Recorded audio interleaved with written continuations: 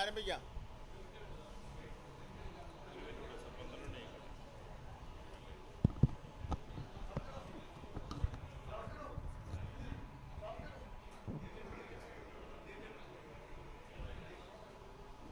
ആരംഭിക്കാം.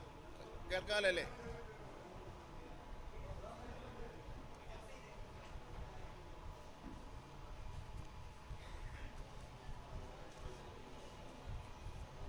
പ്രവേശനോത്സവത്തിൻ്റെ സംസ്ഥാനതല ഉദ്ഘാടനത്തിൻ്റെ സംഘാടക സമിതിയുടെ ചെയർമാൻ മേയർ ഇവിടെ ഉണ്ട്. ബഹുമാനപ്പെട്ട രക്ഷാധികാരി വിനോദ് MLA ഉണ്ട്. ഞങ്ങളുടെ വിദ്യാഭ്യാസ ഡയറക്ടർ ഷാനവാസ് IAS എറണാകുളത്തുകാരനും കൂടെയാണ്, അദ്ദേഹം ഉണ്ട്. വിദ്യാഭ്യാസ ഡെപ്യൂട്ടി ഡയറക്ടർ ഉണ്ട്. നമ്മുടെ അൻവർ സാദത്ത് കൈറ്റിൻ്റെ CEO ആണ്. പിന്നെ ഞങ്ങളുടെ ഓഫീസേഴ്സ് എല്ലാം ഉണ്ട് ഇവിടെ, എല്ലാ ഓഫീസേഴ്സും ഉണ്ട്. സ്ഥലക്കുറവ് മൂലം അവരെല്ലാം പല സ്ഥലങ്ങളിൽ നിൽക്കുകയാണ്.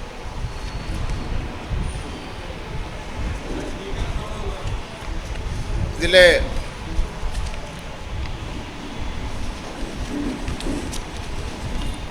കുറച്ച് നീണ്ട ഒരു പ്രസ് മാറ്റാണ് തയ്യാറാക്കിയിട്ടുള്ളത്. പറയുന്നത് ബുദ്ധിമുട്ടുണ്ടാവോ നിങ്ങൾക്ക്?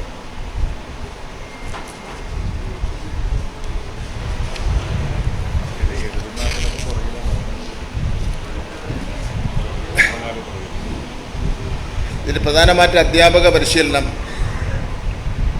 AI പരിശീലനം, പരിശീലനത്തിൻ്റെ പ്രത്യേകതകൾ, പരിശീലനത്തിൻ്റെ ഉള്ളടക്കം, PTA പ്രവർത്തനം, PTAയുടെ ഫണ്ട് പിരിവ്, സ്മാർട്ട് ക്ലാസ്സുകളുടെ പ്രവർത്തനം, വിദ്യാഭ്യാസ അദാലത്ത്, അനുവാദം ഇല്ലാതെ പ്രവർത്തിക്കുന്ന വിദ്യാഭ്യാസ സ്ഥാപനങ്ങൾ, എൻട്രൻസ് കോച്ചിങ് മേഖലയിലെ ഫീസ്,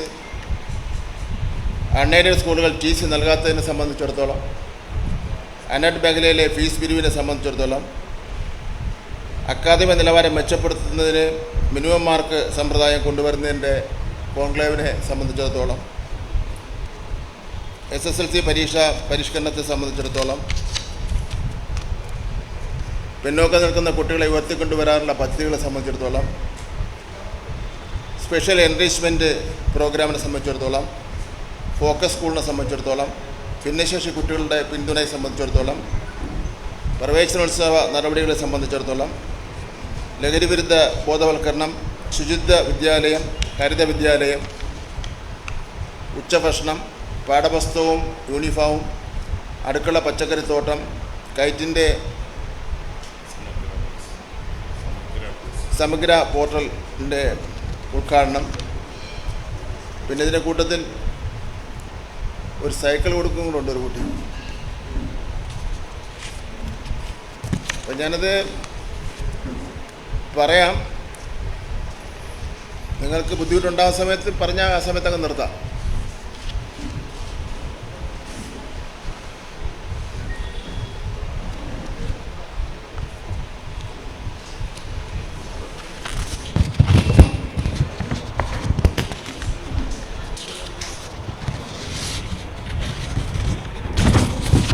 മധ്യവേനൽ അവധി കഴിഞ്ഞ ശേഷം സംസ്ഥാനത്തെ സ്കൂളുകൾ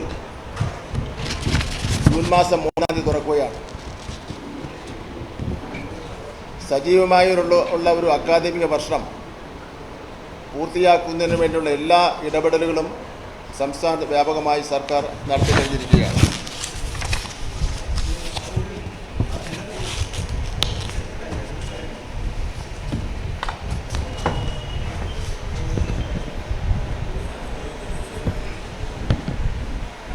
ഞാനൊരു ഇപ്പോഴുള്ള കുട്ടികളുടെ കണക്ക് പറയാം, അതിന് വ്യത്യാസം വരും.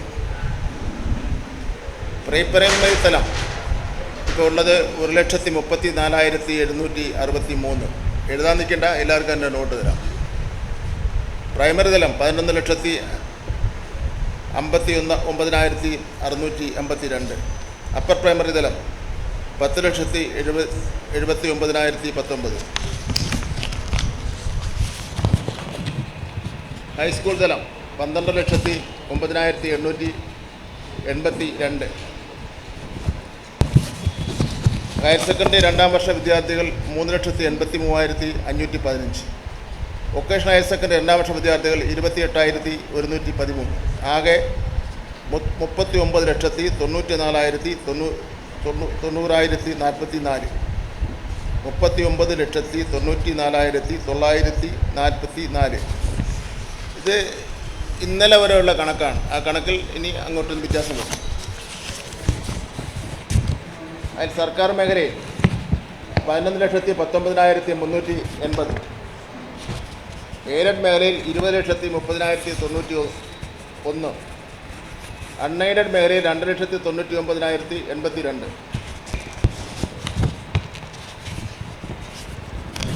Higher secondary, vocational higher secondary 1-ാം വർഷ പ്രവേശന നടപടികൾ ആരംഭിച്ചിട്ടുണ്ട്. ആ ക്ലാസ്സുകൾ 2024 ജൂൺ 24 തുറക്കുന്നത്. ഇതുകൂടാതെ 1-ാം ക്ലാസ്സിലും 5-ാം ക്ലാസ്സിലും 8-ാം ക്ലാസ്സിലും ഇനിയും കൂടി കുട്ടികൾ വന്നു ചേരാനുണ്ട്. അതിനാൽ 1 മുതൽ 10 വരെയുള്ള ആകെ കുട്ടികളുടെ എണ്ണം ജൂൺ മാസം 2-ാം വാരത്തിലും ഹയർ സെക്കൻഡറി ഉൾപ്പെടുന്ന മൊത്തം കുട്ടികളുടെ എണ്ണം ജൂൺ മാസം അവസാനം മാത്രമേ ലഭ്യമാകുകയുള്ളൂ. വിദ്യാഭ്യാസ നിയമം അനുസരിച്ച് അക്കാഡമിക് ഇയറിൽ ആരംഭിച്ചു കഴിഞ്ഞാൽ 6-ാം പ്രവൃത്തി ദിവസം സമ്പൂർണ്ണ വഴി ഒരു കണക്കെടുപ്പുണ്ട്. അത് ജൂൺ മാസം 10-ാം തീയതിയാണ്. അന്നാണ് നമുക്ക് ഒരു ശരിയായിട്ടുള്ള ഒരു കണക്ക് കിട്ടുന്നത്. 1-ാം ക്ലാസ്സിലെ ഇപ്പോൾ ഉള്ള കണക്ക്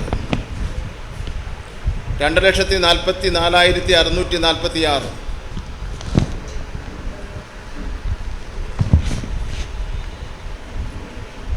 പ്രവേശനോത്സവം നടക്കുന്ന സ്കൂളിലെ ഇളമക്കര ഗവൺമെൻറ് ഹയർ സെക്കൻഡറി സ്കൂളിലെ വിദ്യാർത്ഥികളുടെ കണക്ക് ആകെ കുട്ടികൾ 818.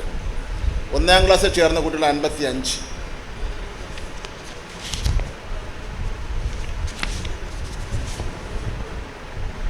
പാഠ്യപദ്ധതി പരിഷ്കരണത്തിൻ്റെ ഭാഗമായി നടത്തിയ അവധിക്കാല അധ്യാപക സംഗമം പരിഷ്കരിച്ച പാഠപുസ്തകങ്ങൾ, ടീച്ചർ ടെക്സ്റ്റ് എന്നിവയുടെ പരിചയപ്പെടുത്തലും അവയുടെ ക്ലാസ് റൂം വിനിമയത്തെയും പ്രധാനമായി കേന്ദ്രീകരിച്ചായിരുന്നു. കേരള പാഠ്യപദ്ധതി ചട്ടക്കൂട് 2023 സമീപനം, പൊതുലക്ഷ്യങ്ങൾ എന്നിവയെ അടിസ്ഥാനപ്പെടുത്തി വിഷയബന്ധിതമായി അധ്യാപകരെ പരിചയപ്പെടുത്തി. പുതിയ പദ്ധതികൾ ഉൾപ്പെടുത്തി ആരോഗ്യ, കായിക വിദ്യാഭ്യാസ, തൊഴിൽ വിദ്യാഭ്യാസം, കലാ വിദ്യാഭ്യാസം എന്നിവയെക്കുറിച്ചുള്ള പൊതുധാരണ എല്ലാ അധ്യാപകർക്കും നൽകുന്നതായിരുന്നു. രക്ഷകർത്ത വിദ്യാഭ്യാസം, ഡിജിറ്റൽ ടെക്സ്റ്റ്, മലയാള എഴുത്ത് രീതി എന്നിവ പരിശീലന വേളയിൽ ഉൾപ്പെടുത്തിയിരുന്നു. കുട്ടികൾ നേരിടുന്ന വിവിധതരം പ്രശ്നങ്ങളും കണ്ടെത്തുവാനും പോക്സോ പോലുള്ള നിയമങ്ങളെ ബോധവൽക്കരണം, ലഹരി വസ്തുക്കളുടെ ഉപയോഗത്തിൻ്റെ ദൂഷ്യഫലങ്ങൾ എന്നിവ മനസ്സിലാക്കി പ്രശ്നങ്ങൾ കൈകാര്യം ചെയ്യുന്നതിന് അധ്യാപകരെ ശാക്തീകരിക്കുന്നതിനും പ്രധാന ഊന്നൽ നൽകിയിരുന്നു. അക്കാദമിക് മാസ്റ്റർ പ്ലാൻ വിദ്യാലയങ്ങളിൽ മികച്ച രീതിയിൽ തയ്യാറാക്കുന്നതിനെ സംബന്ധിച്ചിടത്തോളം അതിൽ ചർച്ച ചെയ്തിരുന്നു. LP തലത്തിൽ പങ്കെടുത്ത അധ്യാപകരുടെ അറ്റൻഡൻസ് എന്ന് പറയുന്നത് 96.76%. മറ്റ് ബാക്കി അവശേഷിക്കുന്നവർ അസുഖം അല്ലെങ്കിൽ വേറെ എന്തെങ്കിലും കാര്യം കൊണ്ട് അവധിയെടുത്തിട്ടുള്ളവരാണ്. അവർക്കും പ്രത്യേക ഇത് കൊടുക്കുന്നുണ്ട്.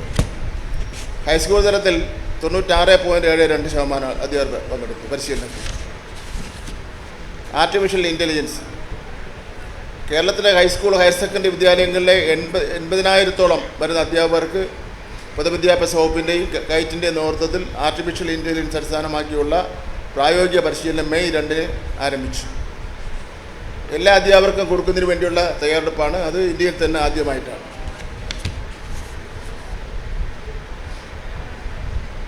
ഇതിൻ്റെ ഒരു പ്രത്യേകത എന്ന് പറഞ്ഞാൽ, ഒന്ന് ഞാൻ നേരത്തെ പറഞ്ഞ പോലെ ഇന്ത്യയിലെ വിദ്യാഭ്യാസ മേഖലയിലെ ആദ്യ സംരംഭമാണ്. ഓരോ അധ്യാപകനും പ്രത്യേകം കമ്പ്യൂട്ടറിൽ ഇൻ്റർനെറ്റ് സൗകര്യത്തോടു കൂടിയാണ് പരിശീലനത്തിൽ പങ്കെടുക്കുന്നത്. പ്രത്യേക ഉപകരണങ്ങൾ ലഭ്യമാകാതെ തന്നെ ഹൈടെക് പദ്ധതിയുടെ ഭാഗമായി വിതരണം ചെയ്ത ഉപകരണങ്ങൾ ഇതിനായി പ്രയോജനപ്പെടുത്തി.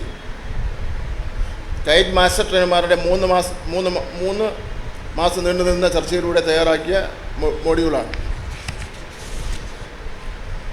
പരിശീലനത്തിന് ഉള്ളടക്കം എന്ന് പറയുന്നത് summarization, image generation, prompt engineering, presentation, ആനിമേഷനുകൾ, ഇവാലുവേഷനുകൾ, ടൂളുകൾ തുടങ്ങിയ AI സഹായത്തോടുള്ള നിർമ്മാണം എന്നിങ്ങനെയുള്ള മേഖലകളിലാണ് അധ്യാപകർക്ക് പരിശീലനം കൊടുത്തിട്ടുള്ളത്. PTA, MPTA പ്രവർത്തനത്തെ സംബന്ധിച്ചിടത്തോളം 2007 ജൂൺ മാസം 24 സർക്കാർ ഉത്തരവ് പ്രകാരം സംസ്ഥാനത്തെ ഗവൺമെൻറ് എയ്ഡഡ് സ്കൂളുകളിലെ അധ്യാപക രക്ഷകർത്ത സമിതിയുടെ പ്രവർത്തനത്തിന് അനുബന്ധ പ്രകാരമുള്ള പുതുക്കിയ മാർഗ്ഗനിർദ്ദേശങ്ങൾ പുറപ്പെടുവിച്ചിരുന്നു. ഗവൺമെൻറ് എയ്ഡഡ് സ്കൂളുകളിലെ അധ്യാപക രക്ഷകർത്ത സമിതിയുടെ പ്രവർത്തനത്തിലുള്ള മാർഗ്ഗനിർദ്ദേശങ്ങൾ പ്രധാനപ്പെട്ടവയിൽ ചിലത് ചൂടെ ചേർക്കും. ഈ PTA പ്രവർത്തനത്തെ സംബന്ധിച്ചിടത്തോളം ഒരു മാർഗ്ഗനിർദ്ദേശം തന്നെ പുറപ്പെടുവിച്ചിട്ടുണ്ട്. അത് അതിൻ്റെ ഡീറ്റെയിൽസ് ഞാൻ എൻ്റെ നോട്ടിൽ പറയുന്നുണ്ട്. അത് എല്ലാ സ്ഥലത്തും അത് നടക്കുന്നില്ല. തൻ്റെ കുട്ടി അവിടെ പഠിച്ചില്ലെങ്കിലും PTA ഭാരവാഹിയാവുന്ന രീതിയുണ്ട്. അത് അതിനെ സംബന്ധിച്ചിടത്തോളം വിദ്യാഭ്യാസ വകുപ്പ് പരിശോധിച്ചുകൊണ്ട് ഇരിക്കുകയാണ്. വിദ്യാഭ്യാസ വകുപ്പ് ഇറക്കിയിട്ടുള്ള മാനദണ്ഡങ്ങൾ അനുസരിച്ച് മാത്രമേ പാരൻറ്റ് ടീച്ചേഴ്സ് അസോസിയേഷൻ്റെ തിരഞ്ഞെടുപ്പടക്കം അതിൻ്റെ പ്രവർത്തനമടക്കം നടക്കാൻ വേണ്ടി പാടുള്ളൂ. പാരൻറ്റ് ടീച്ചേഴ്സ് അസോസിയേഷൻ എന്ന് പറഞ്ഞാൽ സ്കൂളിൻ്റെ ഭരണസമിതിയല്ല, സ്കൂളിൻ്റെ സപ്പോർട്ടിംഗ് സമിതിയാണെന്നുള്ള ഒരു ബോധം അവർക്ക് ഉണ്ടാവേണ്ടതായിട്ടുണ്ട്. പിന്നെ അതുപോലെ തന്നെ ജനാധിപത്യപരമല്ലാത്ത നിലയിൽ പ്രവർത്തിക്കുന്ന ചില PTA ഉണ്ട്. അതിനെല്ലാം അത് ജനാധിപത്യപരമായി തെരഞ്ഞെടുപ്പിലൂടെ തിരഞ്ഞെടുക്കപ്പെടേണ്ടതാണ്.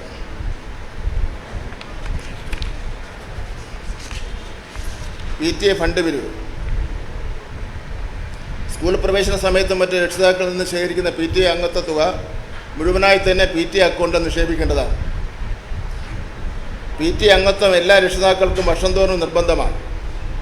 അംഗത്വ ഫീസ് വിദ്യാർത്ഥികളുടെ പ്രവേശന സമയത്തും അക്കാദമിക വർഷത്തിൻ്റെ 1-ാമത്തെ മാസവും കൊടുക്കേണ്ടതാണ്.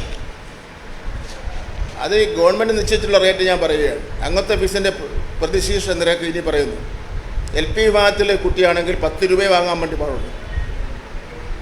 UP വിഭാഗത്തിലാണെങ്കിൽ 25 രൂപ, ഹൈസ്കൂൾ വിഭാഗത്തിലാണെങ്കിൽ 50 രൂപ, വൊക്കേഷണൽ ഹയർ സെക്കൻഡറി വിഭാഗത്തിൽ 100 രൂപ. ഇതല്ലാതെ സ്കൂളിൻ്റെ ഡെവലപ്മെൻറ്റിന് വേണ്ടി സന്മനസ്സുള്ളവരാരെങ്കിലും ഒരു സംഭാവന നൽകി അത് വാങ്ങുന്നതിൽ തെറ്റില്ല. അതല്ലാതെ PTA ഫണ്ടാണെന്ന് പറഞ്ഞുകൊണ്ട് എയ്ഡഡ് സ്ഥാപനങ്ങളിലും ഗവൺമെൻറ് സ്ഥാപനങ്ങളിലും ഒക്കെ തന്നെ, അത് അൺഎയ്ഡഡ് സ്ഥാപനങ്ങളിലൊക്കെ തന്നെ വലിയ തുക പിരിക്കുന്നതായിട്ടുള്ള പരാതി ലഭിച്ചിട്ടുണ്ട്. അത് ഒരിക്കലും അംഗീകരിക്കാൻ കഴിയുന്ന കാര്യമല്ല എന്നൊരു കാര്യം വ്യക്തമാക്കുവാൻ ഞാൻ ആഗ്രഹിക്കുകയാണ്.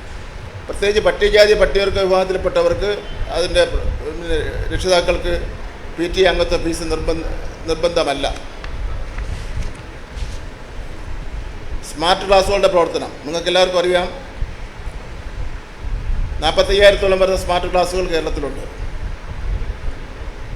അത് കുറച്ചുകൂടെ ഈ അക്കാഡമിക് ഇയർ കുറച്ചുകൂടെ സജീവമാക്കേണ്ടതായിട്ടുണ്ട്. മുഖ്യമന്ത്രി പ്രത്യേകിച്ച് നിർദ്ദേശം നൽകിയിരിക്കുകയാണ്. സ്മാർട്ട് ക്ലാസ്സുകളുടെ പ്രവർത്തനം സുഗമമാക്കുവാനുള്ള പഠനം നടത്തുന്നതിനായി IT പ്രിൻസിപ്പൽ സെക്രട്ടറി, സാങ്കേതിക സർവകലാശാല VC, കൈറ്റ് CEO, വിദ്യാഭ്യാസ വകുപ്പിലെ പ്രതി എന്നിവരടങ്ങുന്ന ഒരു സമിതിയെ നിയോഗിച്ചിട്ടുണ്ട്.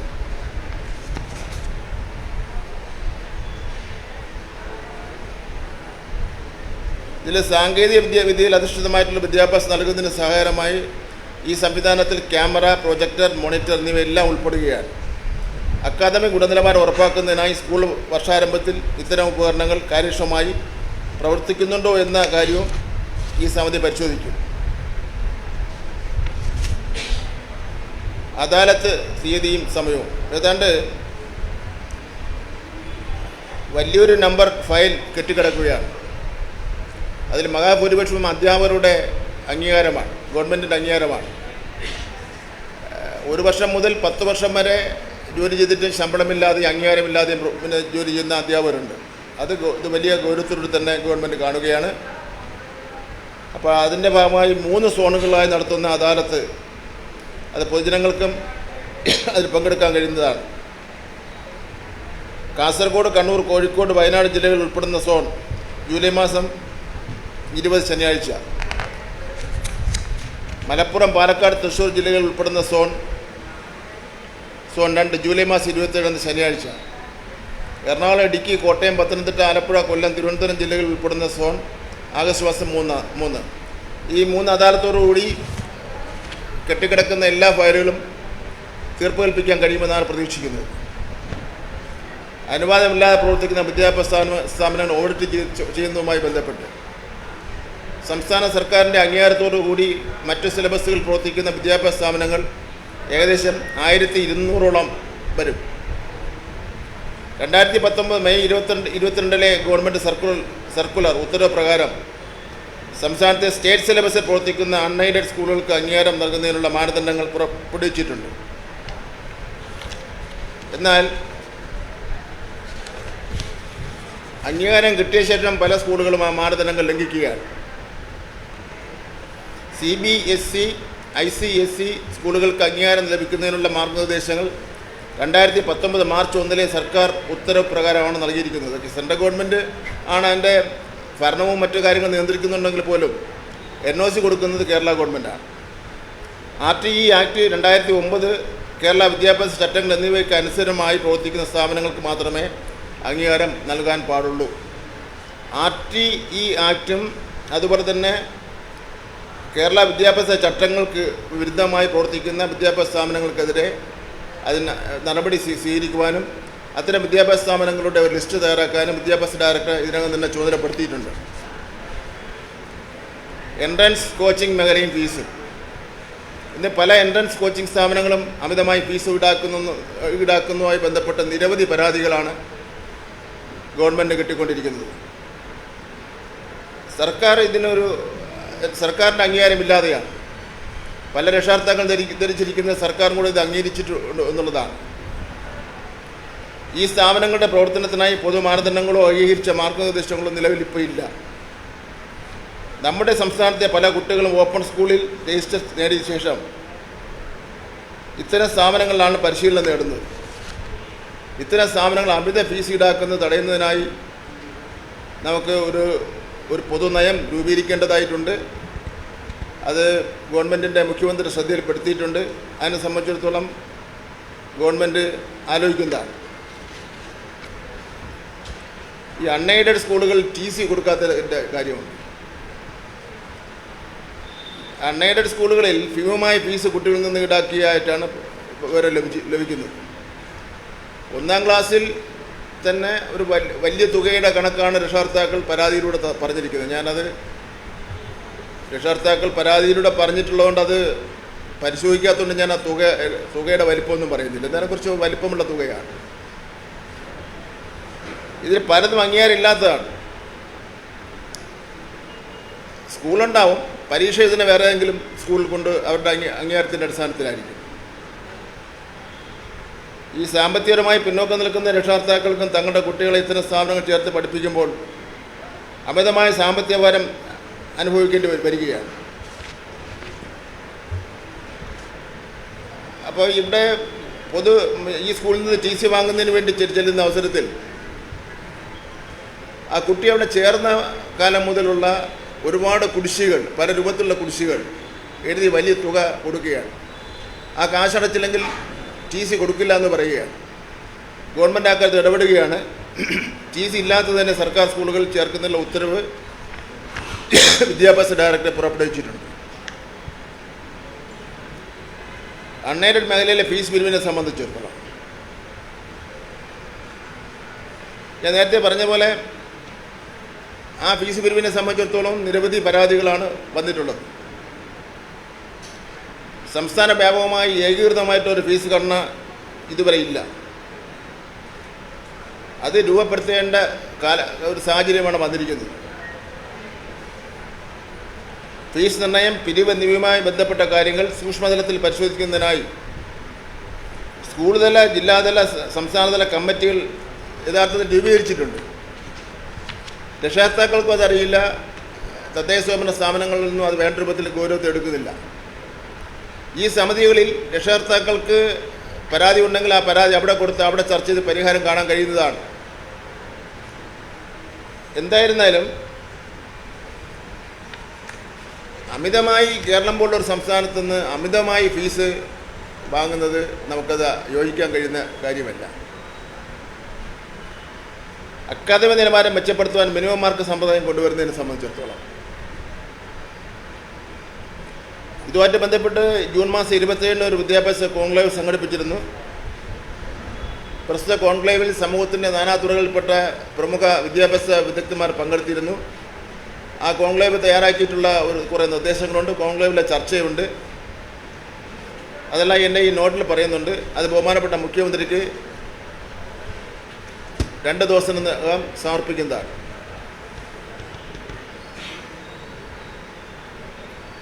നമ്മുടെ ഈ വിദ്യാർത്ഥികളുടെ കൊഴിഞ്ഞുപോക്ക് തടയുന്നതിന് വേണ്ടിയാണ് കേന്ദ്ര ഗവൺമെൻറ് ഈ പ്രൊമോഷൻ നയം കൊണ്ടുവന്നത്. കേരളം കുട്ടികളുടെ ഭാഗത്ത് നിന്നുകൊണ്ട് അത് നടപ്പിലാക്കുകയാണ് ചെയ്തത്.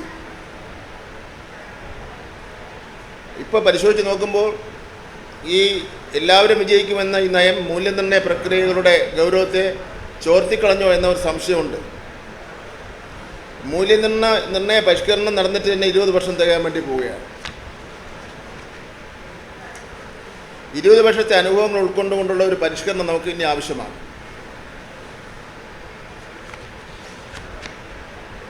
ദേശീയ തലത്തിൽ നടത്തുന്ന പ്രവേശന പരീക്ഷകൾ നമ്മുടെ സംസ്ഥാന സിലബസിൽ പഠിക്കുന്ന വിദ്യാർത്ഥികളുടെ പ്രകടനം ആശാവഹമല്ല എന്നതും ഈ മൂല്യനിർണ്ണയ പ്രക്രിയയുടെ പരിഷ്കാരത്തിലേക്ക് നയിക്കുന്ന ഘടകങ്ങളിൽ ഒന്നാണ്.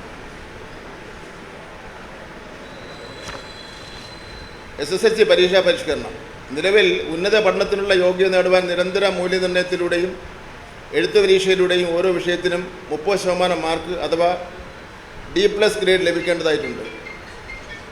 ഇപ്പോൾ ഉള്ള സമ്പ്രദായം എന്ന് പറയുന്നത് 2.5 മണിക്കൂറിലെ പരീക്ഷ, 100 മാർക്കിൻ്റെ ചോദ്യം, 20 മാർക്ക് അധ്യാപനം കൊടുക്കാം, 10 മാർക്കിൻ്റെ ശരിയുത്തരം എഴുതിയാൽ മതി. 80 മാർക്കിൻ്റെ ചോദ്യത്തിന് 10 മാർക്കിൻ്റെ ശരിയുത്തരം എഴുതിയാൽ മതി.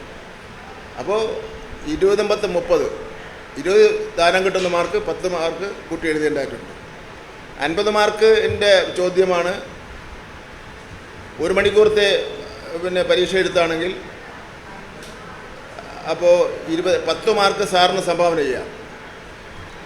5 മാർക്കിൻ്റെ പരീക്ഷ ഒരു ശരിയുത്തരം എഴുതിയാൽ മതി, 15 മാർക്ക് ആ കുട്ടി ജയിക്കുന്ന സാഹചര്യമാണുള്ളത്.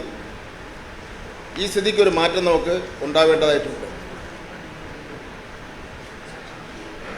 അതാണിപ്പോൾ ഈ കോൺക്ലേവിലും ചർച്ച ചെയ്തത്. ഹയർ സെക്കൻഡറിക്ക് നമ്മളിപ്പോൾ 30% ഓരോ മാർക്കിനും, ഓരോ വിഷയത്തിനും. അത് SSLCക്ക് നടപ്പിലാക്കണം. നമ്മുടെ കുട്ടികൾ ദേശീയ അടിസ്ഥാനത്തിൽ നടക്കുന്ന പരീക്ഷകളിൽ, ദേശീയ സെൻട്രൽ യൂണിവേഴ്സിറ്റികളിലൊക്കെ തന്നെ നടക്കുന്ന പ്രവേശന പരീക്ഷകളിലൊക്കെ തന്നെ വിജയിക്കുന്ന സാഹചര്യം ഉണ്ടാവേണ്ടതായിട്ടുണ്ട്.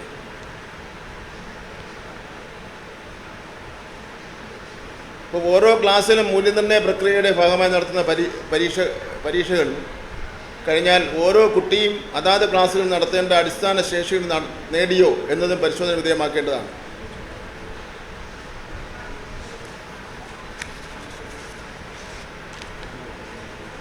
പിന്നോക്കം നിൽക്കുന്ന വിദ്യാർത്ഥികളെ സംബന്ധിച്ചിടത്തോളം അവർക്ക് എല്ലാവിധ ഹെൽപ്പും കൊടുക്കേണ്ടതായിട്ടുണ്ട്. എഴുത്ത്, വായന, ഗണിതശേഷി എന്നിവ വർദ്ധിപ്പിക്കുന്നതിന് ഊന്നൽ നൽകുന്ന ഒരു പദ്ധതി പൊതുവിദ്യാഭ്യാസ വകുപ്പിനുണ്ട്. ശ്രദ്ധ എന്നാണ് ആ പദ്ധതിയുടെ പേര്. ആ പദ്ധതിയുടെ ഭാഗമായിട്ട് അത്തരം കുട്ടികളെ നമുക്ക് സഹായിക്കുന്നതിന് വേണ്ടി കഴിയുന്നതാണ്. Special enrichment programme. ഇത് ഗോത്രവർഗ, തീരദേശ മേഖല, തോട്ടം മേഖല തുടങ്ങിയ പിന്നോക്ക മേഖലയിൽ നിൽക്കുന്ന കുട്ടികൾക്ക് അവർക്ക് സപ്പോർട്ട് ചെയ്യുന്നതിന് വേണ്ടിയുള്ള ഒരു പദ്ധതിയാണ് ഈ പദ്ധതി.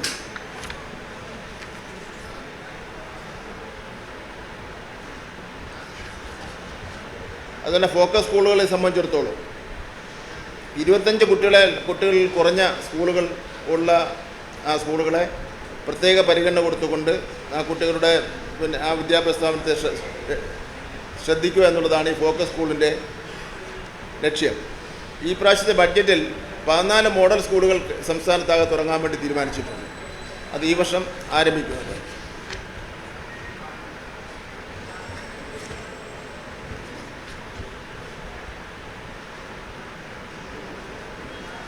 ഈ ഫോക്കസ് സ്കൂൾ പദ്ധതിയിലൂടെ കേരളത്തിലെ പിന്നോക്കം നിൽക്കുന്ന തിരഞ്ഞെടുക്കപ്പെട്ട വിദ്യാലയങ്ങളെ നിരന്തര പ്രവർത്തനങ്ങളിലൂടെ മികവിൻ്റെ പാതയിലേക്ക് എത്തിക്കാൻ കഴിയും.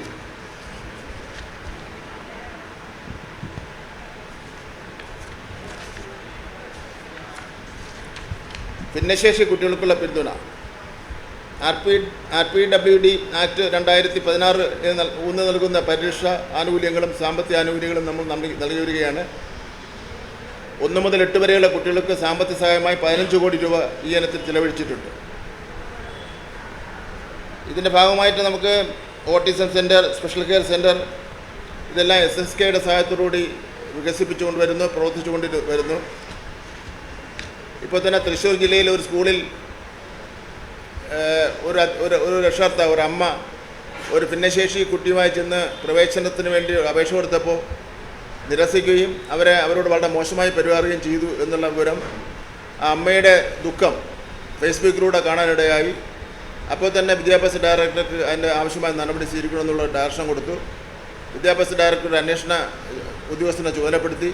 അന്വേഷണത്തിൽ ആ കാര്യങ്ങൾ ശരിയാണെന്ന് മനസ്സിലാക്കി ആ സ്കൂളിലെ എച്ച് എമ്മിനെ പ്രിൻസിപ്പാളിനെ എച്ച് എമ്മിനെ സസ്പെൻഡ് ചെയ്യുന്ന നിലപാട് സ്വീകരിച്ചിട്ടുണ്ട്. അതൊരു ഇക്കാര്യത്തിൽ നമ്മളെടുക്കുന്ന ഒരു നിലപാടിൻ്റെ സൂചനയാണ്.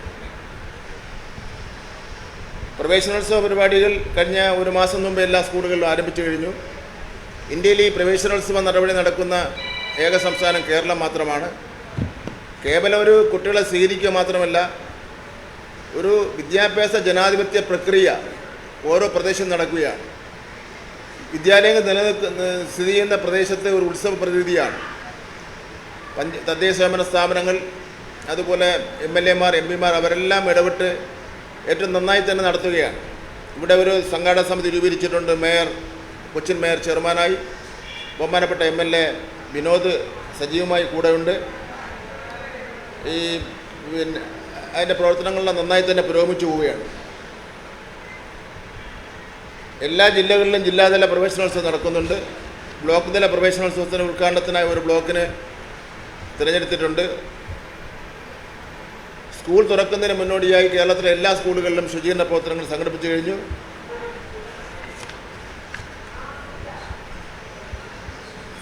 സംസ്ഥാനത്താകെ തന്നെ എല്ലാ സ്കൂളുകളിലും കക്ഷിരാഷ്ട്രീയത്തിന് അതീതമായി എല്ലാ വർഗബഹുജന രാഷ്ട്രീയ പ്രസ്ഥാനങ്ങളും ഈ ശുചീകരണ പ്രവർത്തനത്തിൽ പങ്കെടുക്കുന്നതിന് വേണ്ടി എത്തിച്ചേർന്നിട്ടുണ്ട്.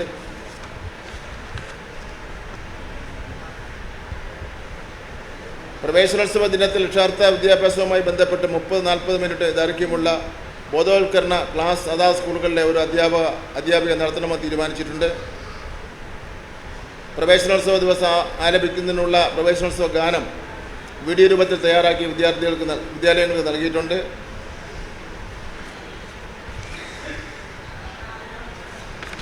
ഇവിടെ നടന്ന കാര്യങ്ങളെ സംബന്ധിച്ചിടത്തോളം മേയറും അതുപോലെ ബഹുമാനപ്പെട്ട MLA-യും കാര്യങ്ങൾ പറയുമെന്ന് ഞാൻ പ്രതീക്ഷിക്കുകയാണ്. ലഹരി വിരുദ്ധ ബോധവൽക്കരണ പ്രവർത്തനവുമായിട്ട് വിപുലമായ പരിപാടികൾ സംഘടിപ്പിക്കുന്നതിന് വേണ്ടി തീരുമാനിച്ചിട്ടുണ്ട്. അതിനു വേണ്ടി തന്നെ ബഹുമാനപ്പെട്ട മുഖ്യമന്ത്രി പ്രത്യേക യോഗം വിളിച്ചു കൂട്ടിയിരുന്നു. ആ യോഗ തീരുമാനപ്രകാരം ഉള്ള പ്രവർത്തനങ്ങൾ നടത്തിക്കൊണ്ട് പോവുകയാണ്. ഒരു കാരണവശാലും പുകയില ഇനങ്ങൾ സ്കൂളിന് ചുറ്റുമുള്ള കടകൾ വിൽക്കാൻ പാടില്ല എന്നുള്ള നിലപാട് തന്നെയാണ് നമ്മൾ സ്വീകരിച്ചിരിക്കുന്നത്. ശുചിത്വ വിദ്യാലയം, ഹരിത വിദ്യാലയം നേരത്തെ ഡിക്ലെയർ ചെയ്തിട്ടുള്ള പ്രോഗ്രാമാണ്. അതിനൊരു ടൈം ടേബിൾ ഉണ്ടാക്കിയിട്ടുണ്ട്. കുട്ടികളുടെ ക്ലാസ് നഷ്ടപ്പെടാത്ത നിലയിൽ ഈ പ്രോഗ്രാം നടത്താൻ വേണ്ടി തീരുമാനിച്ചിട്ടുണ്ട്. സ്കൂളുകളുടെ ഉച്ചഭക്ഷണ പദ്ധതി കാര്യക്ഷമമായി നടപ്പാക്കുന്നതിന് സ്കൂൾ പ്രഥമാധ്യാപകർക്ക് നൽകുന്ന തുകയിൽ ആവശ്യമായ വർധനവ് വരുത്തിയിട്ടുണ്ട്. ഇത് സംബന്ധിച്ചുള്ള ഉത്തരവ് ഉടനെ തന്നെ പുറപ്പെടുവിക്കും. പാല്, മുട്ട എന്നിവ വാങ്ങുന്നതിന് വേണ്ടി 232 കോടി രൂപയും അനുവദിച്ചിട്ടുണ്ട്. പാഠപുസ്തകവും യൂണിഫോമും എല്ലാ സ്കൂളുകളിലും എത്തിക്കഴിഞ്ഞു. ഇത് ചരിത്രമാണ്. പഴയ പാഠപുസ്തകങ്ങൾ 1 മാസങ്ങൾക്ക് മുമ്പ് എത്തിക്കഴിഞ്ഞു. പുതിയ പാഠപുസ്തകങ്ങളുടെ 27-ാം തീയതിയാണ് ഉദ്ഘാടനം നടത്തിയെങ്കിൽ അതിന് മുമ്പ് തന്നെ എല്ലാ സ്കൂളുകളിലും എത്തിച്ച് കഴിഞ്ഞിരിക്കുകയാണ്. അടുക്കള പച്ചക്കറിത്തോട്ടം ഈ വർഷത്തെ ഒരു പ്രോഗ്രാമാണ്.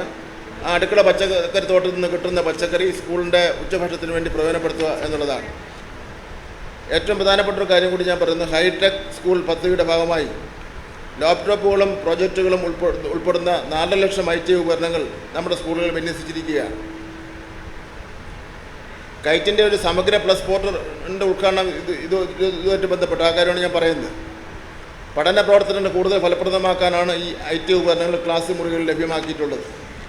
അതിനാണ് ഡിജിറ്റൽ ഉള്ളടക്കവും പാഠാസൂത്രണവും എല്ലാം ഉൾക്കൊള്ളിക്കുന്ന സമഗ്ര പോർട്ടൽ കൈറ്റ് SCRT-യുടെ സഹായത്തോടുകൂടി തയ്യാറാക്കിയിട്ടുള്ളത്. 6 വർഷം മുമ്പ് ബഹുമാനപ്പെട്ട മുഖ്യമന്ത്രി ഉദ്ഘാടനം ചെയ്ത സമഗ്ര പോർട്ടൽ കോവിഡ് കാലയളവ് വരെയും ഫലപ്രദമായി പ്രയോജനപ്പെടുത്തിയിരിക്കുകയാണ്. പാഠ്യപദ്ധതി പരിഷ്കരണത്തിൻ്റെ ഭാഗമായി സമഗ്ര പോർട്ടലിൻ്റെ പരിഷ്കരണ രൂപമായ സമഗ്ര പ്ലസ് ഈ അധ്യയന വർഷം മുതൽ ലഭിക്കുകയാണ്. പഴയ പാഠപുസ്തകങ്ങൾക്കനുസരിച്ച് 1, 3, 5, 7, 9 ക്ലാസ്സുകളിലേക്ക് കയറ്റി തയ്യാറാക്കിയ സമഗ്ര പ്ലസിലൂടെ പുതിയൊരു ഡിജിറ്റൽ പഠനാനുഭവം പൊതുവിദ്യാഭ്യാസ മേഖലയ്ക്കുണ്ടാകും. മറ്റ് ക്ലാസ്സുകളിലും പഠനാസൂത്രണവും ഡിജിറ്റൽ റിസോഴ്സുകളും അതുപോലെ തുടരും. ക്ലാസ് റൂമിലെ പഠന പ്രക്രിയയിൽ അധ്യാപകരെ സഹായിക്കുന്ന പോലെ തന്നെ കുട്ടികളെ സ്വയം വിലയിരുത്തുന്നതിനെയും സ്വയം പഠനത്തെയും സഹായിക്കുന്ന തരത്തിൽ കുട്ടികൾക്ക് പ്രത്യേക പഠനമുറി സംവിധാനമാണ് സമഗ്ര പ്ലസിലെ സവിശേഷത. കുട്ടികൾക്ക് കൈത്താങ്ങായി നൽകുവാൻ രക്ഷിതാക്കളെ സഹായിക്കുന്ന വിധത്തിലാണ് സമഗ്ര പ്ലസിലെ പ്രവർത്തനങ്ങളും ഡിജിറ്റൽ വിഭവങ്ങളും തയ്യാറാക്കിയിട്ടുള്ളത്. പഠന ലക്ഷ്യം കൈവരിക്കാൻ കുട്ടിയെ സഹായിക്കുന്ന വൈവിധ്യമാർന്ന പ്രവർത്തനങ്ങൾ. ഇതിന് ഓരോന്നിനും ആവശ്യമായ ചിത്രങ്ങൾ, ഓഡിയോ, വീഡിയോ പ്രസൻറ്റേഷനുകൾ, ഇൻട്രാക്റ്റീവ് വിഭവങ്ങളും വർക്ക്ഷീറ്റുകളും അധ്യാപകരുടെ ലോഗിനിൽ ലഭ്യമാകും. ഇതിന് പുറമെ കുട്ടിയെ വിലയിരുത്തി നിരന്തര പിന്തുണ നൽകുന്നതിനുള്ള സൂചനകളും തുടർ പഠന പ്രവർത്തനങ്ങൾക്കുള്ള വിഭവങ്ങളും ചോദ്യ ബാങ്കുകളും സമഗ്ര പ്ലസിൽ അധ്യാപകർക്ക് പുതുതായി ലഭ്യമാകും. പഠനാശയങ്ങളായി തിരിച്ച് ഇവ പ്രക്രിയാബന്ധിതമായി കുട്ടികളിലേക്ക് എത്തിക്കുന്ന ചെറു വീഡിയോകളും കുട്ടികളുടെ പഠനമുറിയിൽ ലഭ്യമാക്കും. കൈറ്റിൻ്റെ സമഗ്ര പ്ലസ് പോർട്ടലിൻ്റെ ഉദ്ഘാടനം നമുക്ക് ഇതിന് ശേഷം ഒരു 5 മിനിറ്റ് നിങ്ങൾ സഹകരിക്കണം. അത് നടത്താൻ വേണ്ടി കഴിയുമെന്നാണ് പ്രതീക്ഷിക്കുന്നത്. അല്ല, ഇത് മേയറുടെ കൂടെ സംസാരിച്ചു.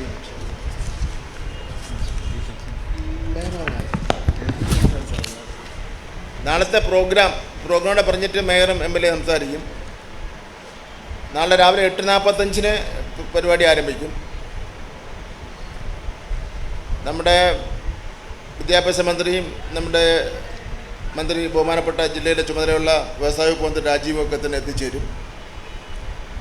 8:45 മുതൽ 9:05 വരെ നവാഗതരായ കുട്ടികളെ വിദ്യാഭ്യാസ മന്ത്രിയും അതുപോലെ മറ്റ് രാജീവ് മന്ത്രിയും മറ്റ് മേയറും ഞങ്ങളെല്ലാവരും കൂടെ ചേർന്നുകൊണ്ട് മധുരം നൽകി ക്ലാസ്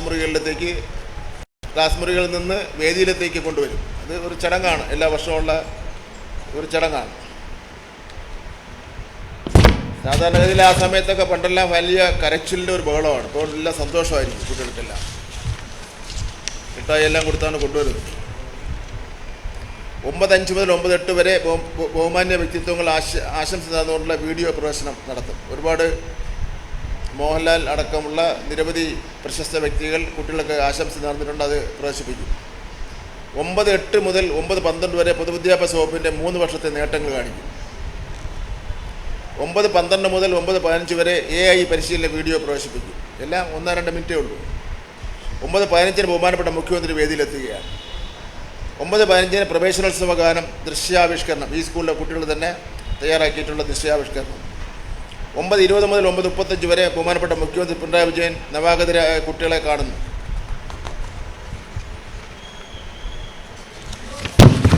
9:35 മുതൽ 9:35 സ്വാഗതം പൊതുവിദ്യാഭ്യാസ പ്രിൻസിപ്പൽ സെക്രട്ടറി.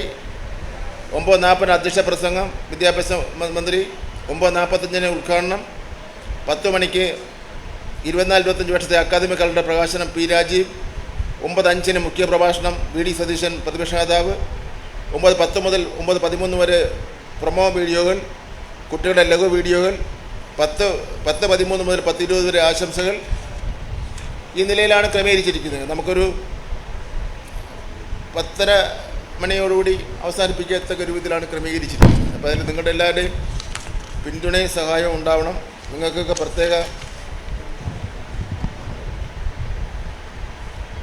നന്ദി രേഖപ്പെടുത്തുന്ന doctor Supriya AR, state project director, സമഗ്ര ശിക്ഷ.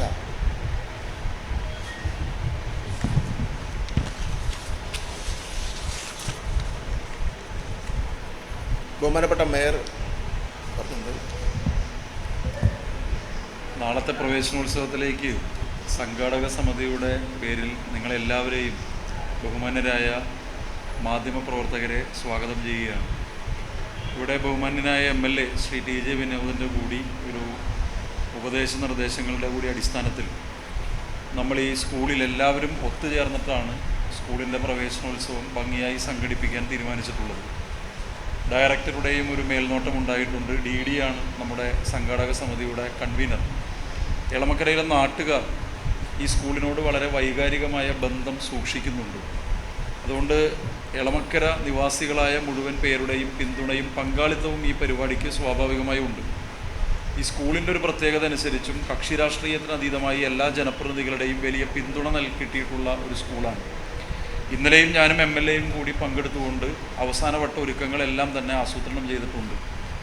നമ്മുടെ എളമക്കരയുടെ ഒരു പ്രത്യേകത ധാരാളം സ്കൂളുകൾ വേറെയുമുള്ള സ്ഥലമായതുകൊണ്ടും ബഹുമാനനായ മുഖ്യമന്ത്രിയാണ് ഉദ്ഘാടകൻ ആയി വരുന്നത് എന്നതും ഈ ജംഗ്ഷൻ സാധാരണഗതിയിൽ തിരുവനന്തപുരത്ത് നടക്കുന്ന ഒരു പരിപാടി ആദരണീയനായ വിദ്യാഭ്യാസ വകുപ്പ് മന്ത്രിയും ഗവൺമെൻറ്റും കൊച്ചി നഗരത്തിലേക്കും അതുപോലെ എളമക്കരയിലേക്കും ഈ സ്കൂൾ പ്രവേശനോത്സവത്തിൻ്റെ സംസ്ഥാനതല ഉദ്ഘാടനം ഞങ്ങൾക്ക് അനുവദിച്ചത് തന്നെ വലിയൊരു നേട്ടമാണ്. പക്ഷേ ഞങ്ങളുടെ ഈ പ്രദേശത്തിന് അതിൻ്റേതായ പരിമിതികളുണ്ട്.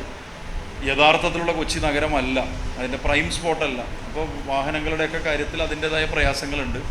പോലീസ് അക്കാര്യങ്ങളെല്ലാം പരിശോധിച്ച് ആവശ്യമായ നിർദ്ദേശങ്ങളൊക്കെ നൽകിയിട്ടുണ്ട്. ഒരു വിശദമായ പത്രക്കുറിപ്പ് കൊടുത്തിട്ടുണ്ട്. കഴിവതും ഒരു 8:45 മുതൽ നമുക്കൊരു 10:30 വരെയുള്ള സമയം, ഈ പരിപാടി തീരുന്നത് വരെയുള്ള ഒരു സമയത്ത് ഈ ജംഗ്ഷനും ഈ എടപ്പള്ളിയും മുതൽ എളമക്കര വരെയുള്ള ഈ സ്ഥലം ഉപയോഗിക്കാതെ വാഹനങ്ങളും യാത്രക്കാരും അതിനു മുമ്പ് തന്നെ അവർക്ക് ആവശ്യമായ തലത്തിലുള്ള മറ്റ് ക്രമീകരണങ്ങൾ ഏർപ്പെടുത്തണം എന്ന് പോലീസിൻ്റെ ഒരു അറിയിപ്പും പോയിട്ടുണ്ട്. അതുകൊണ്ട് എല്ലാ തയ്യാറെടുപ്പുകളും വളരെ ഭംഗിയായി നടന്നിട്ടുണ്ട്. ഇവിടുത്തെ അധ്യാപക രക്ഷകർത്താ സംഘടന, ഇവിടുത്തെ കൗൺസിലറായ ശ്രീമതി സീന ടീച്ചർ, എല്ലാവരും ഒറ്റക്കെട്ടായി നിന്നാണ്, അധ്യാപകർ എല്ലാവരും ഒറ്റക്കെട്ടായി നിന്നാണ് നമ്മുടെ ഈ പരിപാടികളെല്ലാം ആസൂത്രണം ചെയ്തിട്ടുണ്ട് ഉള്ളത്. അതുകൊണ്ട് ഒരിക്കൽ കൂടി നിങ്ങളെല്ലാവരെയും വളരെ ഹാർദവമായി തന്നെ നാളത്തെ പരിപാടിക്ക് സ്വാഗതം ചെയ്യുന്നു. നന്ദി. വിനോദ്,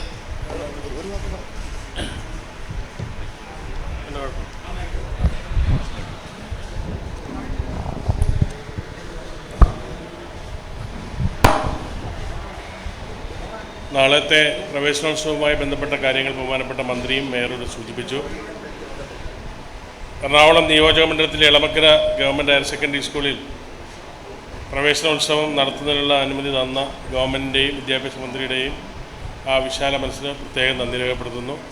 ഇവിടെ സൂചിപ്പിച്ചതുപോലെ മേയറുടെ നേതൃത്വത്തിൽ മേയർ ചെയർമാനായി, വിദ്യാഭ്യാസ ഡെപ്യൂട്ടി ഡയറക്ടർ കൺവീനറായി ഒരു സ്വാസംഘം കമ്മിറ്റി കഴിഞ്ഞ കുറേ ദിവസങ്ങളായി നിരന്തരമായ മീറ്റിങ്ങുകൾ കൂടി ഇതിൻ്റെ വിലയിരുത്തലുകൾ നടത്തി ആവശ്യമായ ക്രമീകരണങ്ങൾ ചെയ്തിട്ടുണ്ട്.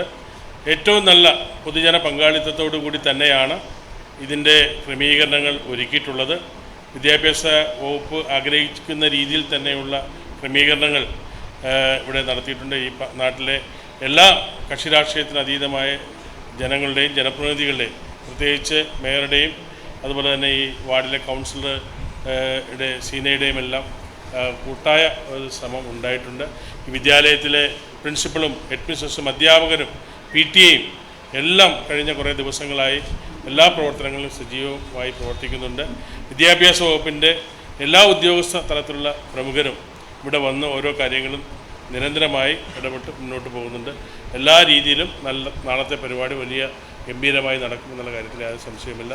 അതിന് എല്ലാവരെയും ഒരിക്കൽ കൂടി ആത്മാർത്ഥമായി സ്വാഗതം ചെയ്യും. ഇത് നമുക്ക് ചെയ്താലേ ചോദ്യം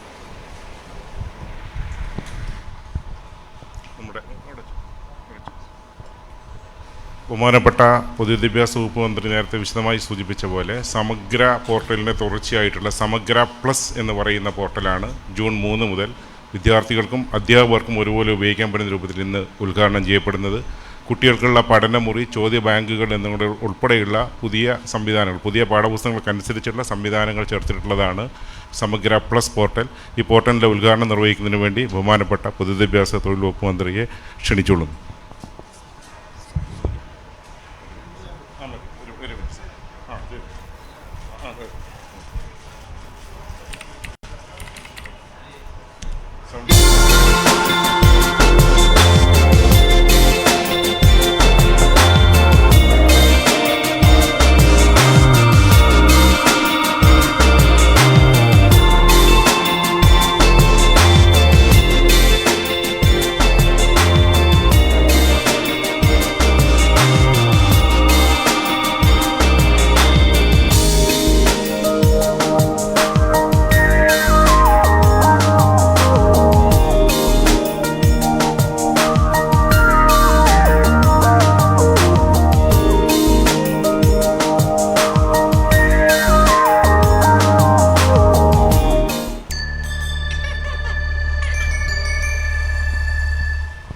എനിക്ക് കഴിഞ്ഞ ആഴ്ച ഒരു ടെക്സ്റ്റ് മെസ്സേജ് വന്നു. Hello sir, I am Abanthika CG. I am from Palarivattam, Ernakulam. I am a student and I have awarded full A+ in all subjects in SLC. I got one complaint. My cycle was missing today. We complained to police station, but they were not minding our complaint. We cannot എന്ന് പറഞ്ഞുള്ളൊരു സന്ദേശം കിട്ടിയിരുന്നു. ഞാൻ അപ്പോൾ തന്നെ അതിലിടപെട്ടിരുന്നു. എൻ്റെ private സെക്രട്ടറിമാരോട് പറഞ്ഞ് ആ കുട്ടിയായിട്ട് ബന്ധപ്പെട്ടിരുന്നു, സ്കൂളുമായിട്ട്, പിന്നെ പോലീസ് സ്റ്റേഷനുമായിട്ട് ബന്ധപ്പെട്ടു. പക്ഷേ സൈക്കിൾ കിട്ടിയില്ല. വാടക വീട്ടിൽ താമസിച്ച കുട്ടിയാണ്. ഭയങ്കര ദാരിദ്ര്യവും പ്രയാസവും ബുദ്ധിമുട്ടുമൊക്കെ അനുഭവിക്കുന്ന കുട്ടിയാണ്. എങ്കിൽ തന്നെ അവൾ A+ മാർക്ക് വാങ്ങി. അപ്പോൾ മേയറുടെ സഹായത്തോടു കൂടി ആ കുട്ടിക്കൊരു പുതിയ സൈക്കിൾ ഞാനിവിടെ വെച്ച് വാങ്ങിച്ചു കൊടുക്കുകയാണ്. ആ സൈക്കിളും മോളെയും കൂടെ ഇങ്ങോട്ട്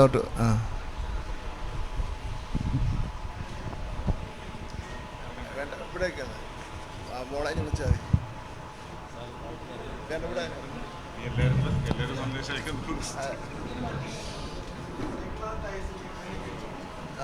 വാ.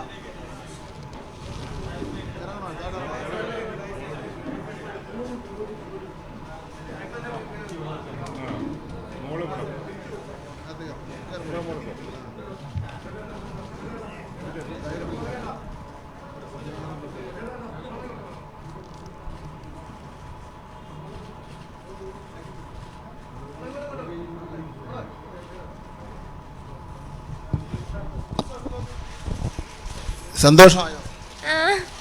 സന്തോഷമായി. എനിക്ക് മെസ്സേജ് അയച്ചപ്പോൾ ഇങ്ങനെ ഒരു അവസരം ഉണ്ടാവുമെന്ന് പ്രതീക്ഷിച്ചിരുന്നു? ഇല്ല, പ്രതീക്ഷിച്ചിട്ടുണ്ടാകുന്നില്ല. മന്ത്രിക്ക് തന്നെ നേരിട്ട് അയക്കാനുള്ള കാരണം എന്താ? അത് മന്ത്രി ഇടപെട്ട പെട്ടെന്ന് കിട്ടുമെന്ന് വിചാരിച്ചു. അച്ഛനെന്താ ജോലി? അച്ഛന് പച്ചക്കറിക്കട. അമ്മ വീട്ടമ്മയാണ്. മോളെവിടെ താമസിക്കുന്നു? ഞാൻ പാലാരട്ടം പട്ടത്തിപ്പാട റോഡ്. സ്വന്തം വീടാണോ? അല്ല, വാടകയ്ക്ക. പഠിക്കായിട്ട് പഠിക്കുന്നുണ്ടല്ലോ അല്ലേ? ഇപ്പോൾ +2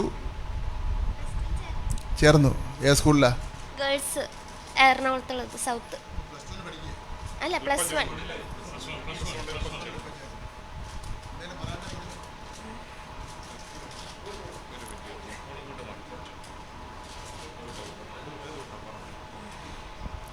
വളരെ സന്തോഷമായി എനിക്ക് ഇങ്ങനൊരു സമ്മാനം കിട്ടിയപ്പോൾ. ഒട്ടും പ്രതീക്ഷിച്ചിട്ടുണ്ടായിരുന്നില്ല. ആദ്യം ഞാൻ സാറിന് നന്ദി പറയാണ്. ഇമെയിൽ അയച്ചപ്പോൾ 2 ദിവസത്തിനുള്ളിൽ തന്നെ ഞങ്ങൾ കോണ്ടാക്ട് ചെയ്തായിരുന്നു സാറ്. പിന്നെ പോലീസ് സ്റ്റേഷനിൽ കംപ്ലൈൻറ്റ് കൊടുത്തായിരുന്നു. അന്ന് തന്നെ ഞങ്ങൾക്ക് വിഷ്വൽസ് കിട്ടിയായിരുന്നു. ഞങ്ങൾ CCTV പോയി നോക്കിയിട്ട് പോലീസുകാർക്ക് കൊടുത്തായിരുന്നു. പക്ഷേ കാര്യമൊന്നും ഉണ്ടായില്ല. അപ്പോഴാണ് ഞാൻ സാറിന് ഇമെയിൽ അയച്ചു കൊടുത്തത്. അവിടെ പോലീസ് സ്റ്റേഷനിൽ ഇരുന്നു കൊണ്ട് തന്നെ അയച്ചത്. ഇപ്പോൾ സാറ് ഈ സമ്മാനം നൽകിയപ്പോൾ ജനങ്ങളുടെ ഇടയിൽ മന്ത്രിമാർ നമ്മളെ കാര്യം ശ്രദ്ധിക്കുന്നുണ്ട്.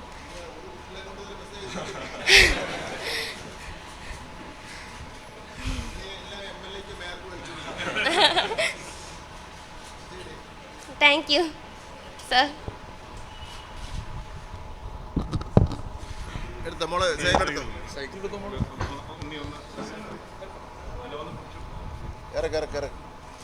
വെള്ളം വീണ് മുകളിലൊന്ന് ഇറക്കിക്കൂടോ? പുറത്തേക്ക് വെള്ളം വീണ്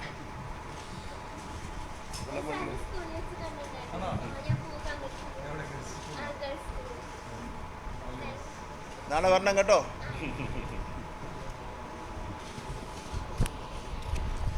പത്രസമ്മേളനത്തിൽ ഞങ്ങൾക്ക് പറയേണ്ട കാര്യങ്ങളെല്ലാം കഴിഞ്ഞു. ഇനി നമുക്ക് എന്തെങ്കിലും നിർദ്ദേശമോ ഉണ്ടെങ്കിൽ ചോദിക്കാം.